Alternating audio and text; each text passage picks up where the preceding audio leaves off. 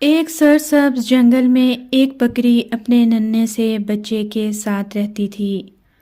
بکری بہت سمجھدار اور محتاط تھی، جبکہ اس کا بچہ معصوم اور نادان تھا۔ ایک دن بکری خوراک کی تلاش میں جنگل سے باہر جانے لگی تو اس نے اپنے بچے سے کہا، بیٹا، میری غیر موجودگی میں دروازہ کسی کے لیے نہ کھولنا، چاہے کوئی بھی آئے۔ بکری کے جانے کے بعد ایک چالاک بھیڑیا وہاں آ پہنچا۔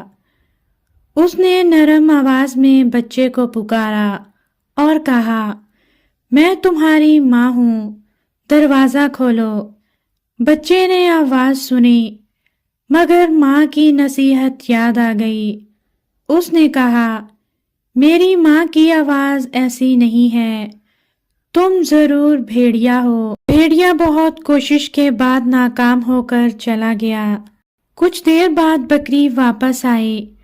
بچے نے اپنی ماں کو سارا واقعہ سنایا۔